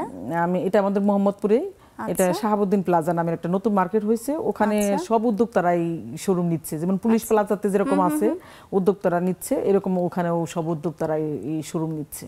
তো আমি সেই শোরুমের থেকে আমি বৃহৎ পরিসর চিন্তা ভাবনা যখন করব, তখন আমি চেষ্টা করব তাঁতিদের পরিচিতিটা তুলে ধরতে এবং তাদের পরিশ্রমটা তুলে ধরতে, এবং তাদের সেই একটা পরিশ্রমে ছোট্ট মানে করতে যে কতটা পরিশ্রম করতে হয়, সে পরিমাণ যে তারা মুনাফা পায় না, সেটাই করব, মানে চেষ্টা করবো আর কি। ভবিষ্যতে এটা চিন্তা ভাবনা আছে। উইয়ের যে আমি একটা সদস্য, উই যে উইমেন ই কমার্সের যে একটা গ্রুপের সদস্য, তো ওখান থেকে কিন্তু দেশের বাইরে নিয়ে যাওয়া হয়। তখন আমার চিন্তা ভাবনা আছে যে আমি আমাদের দেশের তাঁতিদের পণ্যগুলোই নিয়ে যাব এবং তাদের পরিচিত করে তুলবো, এবং তারা যে কত কম মুনাফা তারা করে সেটাই আমি একটু তুলে ধরবো। তারপর আস্তে আস্তে ওদেরকে নিয়ে আমার আরো বেশি চিন্তা ভাবনা যে ওদের আরো বেশি মুনাফা কিভাবে করানো যায়। আর যে 300 টাকা যেটা বললাম, সেটা কিন্তু শাড়ি পর্যায়ে না, 1 পিস গুলো 300 টাকায় দেওয়া যায় আর কি। আর শাড়িটা আর একটু বেশি রেঞ্জ হতে হবে আর কি, 500-600 টাকার মধ্যে থেকে শুরু করা যায় আর কি। তো তো এই ক্ষেত্রে দেখা যায় যে ওদের মুনাফাগুলো কিন্তু আসলে অনেক কম হয়ে যায়, এটা আমাকে অনেক ব্যথিত করে। যে আমি টাঙ্গাইলের মেয়ে, আমার টাঙ্গাইলের তাঁতিরা এত কম মুনাফা পাচ্ছে, যদিও আমি এখন দিতে পারতেছি না কারণ আমার বিজনেসের স্বল্প পরিসরে, আর আমি অতটা সময়ও দিতে পারতেছি না কারণ আমি আমার সংসারটাকে আমি খুব বেশি ভালোবাসি এবং সেইটার দিক দিয়ে বেশি সময় দিতে যেয়ে সংসার সন্তানকে সময় দিতে যে আমার উদ্যোগে আমার তেমন একটা সময় দেওয়া হচ্ছে না। এই যে এখন ছেলেরা বড় হয়ে গেছে, যেমন আমার বড় ছেলেটা ইউনিভার্সিটিতে পড়ে, ছোটো ছেলেটা ক্লাস 8-এ পড়ে, ক্লাস 7 পর্যন্ত আমি আমার ছোটো ছেলেকে পড়াইছি, ক্লাস 8-এ এখন আমাকে আর পড়াইতে হচ্ছে না, এখন আমি আমার উদ্যোগে আমি বেশি সময় দিতে পারবো। আর আমার হাজব্যান্ড আমার কোনো বাধ্যবাধকতা নিয়ম করে না যে তুমি এখানে যেতে পারবা না, ওখানে যেতে পারবা না। আর আমার উদ্যোগ আছে বলে যে আমাকে হাত খরচ দেয় না তা না, কিন্তু যে তোমার ইনকাম আছে হাত খরচ দিব না এরকম কিন্তু চিন্তা ভাবনা তার মধ্যে না। সে খুব জলি মাইন্ডের এবং খুব ভালো মনের, এবং সে আমাকে মাসে খরচটা যখন দেয়, টিচারদের বেতন বিভিন্ন বিল যখন দেয়, তখন আমার এক্সট্রা একটা হাত খরচ দেয়। এটা আমার তার মানে ইনকাম যখন যেভাবে ছিল সেই রকম মানে চিন্তা ভাবনা করে সেরকম ভাবে আস্তে আস্তে বাড়তেছে আর কি। তার ইনকাম যখন বাড়তেছে আমারটাও বাড়তেছে। তো আমার তো একটা ইনকাম আছে যে না তোমাকে কেন দিতে হবে, এই ধরনের চিন্তা ভাবনা সে কখনোই করেনি। তো যাই হোক, আমাকে কষ্ট করতে, আমাকে এই টাকার কথা চিন্তা করতে হয় না যে আমাকে ইনকাম করেই যে আমাকে কিছু একটা করতে হবে, বা আমি কোথাও থেকে কোন পণ্য কালেক্ট করতে যাব আমার হাতে টাকা নেই, সেই চিন্তাটা আমার করতে হয় না। সেক্ষেত্রে আলহামদুলিল্লাহ আমি আশা করতেছি যে আমি উদ্যোগটাকে আরো বেশি বাড়াতে পারবো এবং এখন সময় দিতে পারবো এবং আমি আমার তাঁতিদের ভালো করে তুলে ধরতে পারবো। এবং দেশ বিদেশের পণ্যটাও রাখছি কেন, যেহেতু আমি শুরু নিচ্ছি সামনের মাস থেকে, বিভিন্ন ক্রেতাদের বিভিন্ন চাহিদা, আমার কাছে এসে যেন কেউ ফিরে না যায়, যেটাই সব ধরনের কাস্টমার যেন আপনার কাছে এসে পায়। আর আমি মধ্যবিত্ত এবং নিম্নবিত্তদের নিয়ে বেশি চিন্তা ভাবনা করি যে ওরা যেন এসে আমার কাছে ফিরে না যায়, ওরা যেন আমার কাছে এসে ফিরে না যায়, ওরা যেন অন্তত ওদের স্বাদটাকে আমার কাছে এসে মিটাইতে পারে, সাধ্যের মধ্যে সবকিছু রাখার চেষ্টা করতেছি। এটা ফেসবুকে কি নামে আছে? Lily's universe. লিপিস ইউনিভার্স আমার নামে, মানে LILY না LIPI অ্যাপোস্ট্রোফিস লিপির বিশ্ব, LIPI লিপিস বিশ্ব নামে, দেখি বাংলায় লেখা না না লিপিস ইউনিভার্স মানে লিপির বিশ্ব, মানে লিপির। ফেসবুকে কি আপনাকে যদি সবাই খুঁজে কি নামে পাবে? লিপিস ইউনিভার্স নামে সার্চ দিলেই হবে, লিপিস ইউনিভার্স সার্চ দিলেই পাবে। একটাই পি আছে, আমি দেখি নাই যে এই নামে আর কোনো কিছু আছে। সব এই ধরনের শাড়ি, তাঁতের শাড়ি সবকিছুই আছে, চাইলে ওখান থেকে অর্ডার করতে পারবে। দর্শকদের উদ্দেশ্যে আসলে বলছি, খুবই সুন্দর। আর ডিভা স্টাইল কি ফেসবুক হচ্ছে ডিভা স্টাইল নামে আছে? হ্যাঁ, ডিভা স্টাইল নামে আছে। ডিভা স্টাইলের DIVAS STYLE সবগুলো বড় হাতের স্পেলিং। আর ডিভা স্টাইলের লোগোটা একটু ডিফারেন্ট, এবং ডিভা স্টাইলের যে কভার ফটোটা আছে সেটাতে আমার ব্যানার দিয়ে আমার একটা ছবি আছে। সো কেউ যদি রিকগনাইজ করতে চায় সো ডিভা স্টাইল। মোটামুটি আমাদের একটু আইডিয়া দিবেন, এই যে বললেন পরিবারের সবার মানে মা বাবা দুইটা বাচ্চার যে ড্রেস একদম ম্যাচিং আপনি যে দেন, আজকাল এটা খুবই ডিমান্ড। আমি বলবো যে স্পেশালি যে বাঙালি উৎসবগুলো হয় 21শে ফেব্রুয়ারি, পহেলা বৈশাখ, আজকাল কিন্তু দেখা যায় সবাই আসলে চায় প্রত্যেকটা উৎসবে চায় দেখানোর। কি রকম প্রাইস রেঞ্জ পড়তে পারে? আমাদের আসলে প্রাইস রেঞ্জ ডিপেন্ড করবে আসলে শাড়ি, পাঞ্জাবি আর দুই বাচ্চার জামা। আমরা আসলে যেহেতু ডিজাইনার প্রোডাক্ট করি বা চিন্তা করি যে আসলে ক্রেতার সাধ্যের মধ্যে, তো অনেক সময় যেটা হয় ক্রেতা বলে আপু আমার বাজেট কম, বা তার ধারণাটা আসলে নেই যে আসলে আপনি কি চাচ্ছেন। তো আমার এই একটা প্রোগ্রাম আপু আমার বাজেট কম, আমি হয়তো বা 7,000 বা 6,000 এর মধ্যে 4 জনের কাপড় চাচ্ছি, তো তখন আমি সাজেস্ট করি যে এই ফেব্রিকে এরকম একটা ডিজাইন করতে পারেন, বা আমাদের কাছে কিছু স্যাম্পলস থাকে বা আমাদের তো প্রিভিয়াস ডিজাইনগুলো থাকে, তো যে আপু এইটা এই রেঞ্জের মধ্যে চলে আসতেছে আপনি এটা নিতে পারেন, বা না আপু আমি আরেকটু ঠিক আছে টাকা বাড়াই দিচ্ছি আপনি একটু আরেকটু, তখন আবার আরেকটু ওইভাবে ডিজাইন করে দিই। সো ডিপেন্ড করতেছে আমার কাস্টমার কি চাচ্ছে। আমার কাস্টমার হচ্ছে ফার্স্ট প্রায়োরিটি। সে যদি বলে আমাকে 1500 টাকার মধ্যে একটা ড্রেস ডিজাইন করে দেন, আমার এটা ফার্স্ট প্রায়োরিটি, কারণ আমি তো আমার কাস্টমাররা তো আমার কাছ থেকে আসলে কমফোর্ট জোনটা চাইবে। সো আমি সেই কমফোর্ট জোনটার মধ্যে থেকেই কাজ করি।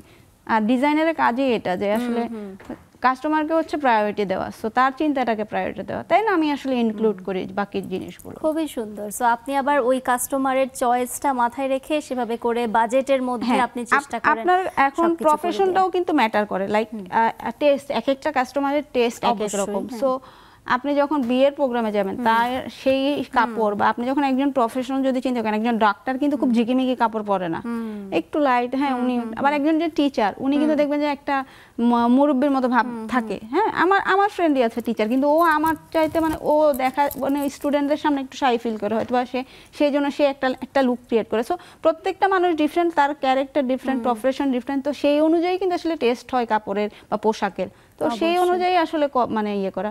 আর এভারেজ তো কিছু পোশাক থাকে যেটা আমাদের আসলে বাঙালি নারীদের শাড়ি বা 3 পিস এই জিনিসগুলো রেগুলার ওয়্যারের জন্য আমরা একই রকম পরি।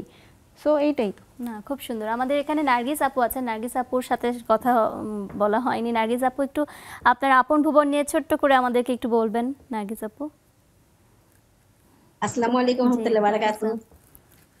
খুব সুন্দর লাগতেছে, আপনাকে পুতুলের মতো লাগতেছে। Thank you. কি বলেন, স্টুডিও যারা আছেন ওদের কথা সুন্দর বলছিল, ওরা এত সুন্দর করে বিজনেস পলিসি গুলো করতেছেন, ওদের ইয়েগুলা খুব ভালো লাগতেছিল।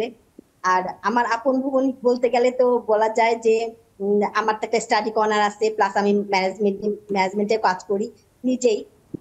যেহেতু আমার হাজবেন্ড ছেলে ওরা বাইরে যখন চলে যায়, আমার সবাইটা বাসায় একাই হয়ে যায়, আমি তখন সংসারে কাজকর্ম শেষ করে তখনই আমি আমার আপন বোনে ঢুকে পড়ি, এই লেখালেখি শুরু। কারোর যদি বিয়ে আমি দিয়ে দিতে পারি বা কারোর ওদের পছন্দ মতো কোনো কিছু যদি আমি করতে পারি তখন তো আমার খুব ভালো লাগে। খুব সুন্দর নার্গিস আপু, আসলে সুন্দর করে নিজের মতো করে সাজিয়ে নিয়েছেন। আমাদের আসলে কিভাবে করে সময় পার হয়ে যায় বোঝাই যায় না। আমাদের আজকের আড্ডা এখানেই আমাদের আজকে সমাপ্তি নিতে হচ্ছে। আপনাদের দুজনকেই, লিপি আপু এবং প্রিয়া আপু, খুব ভালো লাগলো আপনাদের দুজনের সাথে কথা বলে, এবং আপনাদের দুজনের উদ্যোগটাকে অনেক অনেক অভিনন্দন, এবং ইনশাল্লাহ আপনারা আরও অনেক দূর এগিয়ে যাবেন। দর্শক, আজকে আমরা এখানেই শেষ করছি আমাদের আড্ডা আপন ভুবন নিয়ে, এবং আমাদের যে দুজন উদ্যোক্তা দিবাস স্টাইল এবং লিপিস ইউনিভার্স, আপনারা দুজনই ফেসবুকে ওনাদেরকে ফলো করতে পারেন। এবং আমরা সবসময়ের মতোই প্রতিদিন আসি, সুন্দর টপিক নিয়ে আসি, সুন্দর অতিথি দিয়ে নিয়ে আসি। আমাদের সাথেই আছেন, নেক্সাস টেলিভিশনের সাথেই থাকবেন। আগামীকাল আবার চলে আসবো সুন্দর কোনো টপিক নিয়ে। ততক্ষণ পর্যন্ত আমি সম্প্রীতি বিদায় নিচ্ছি। আল্লাহ হাফেজ।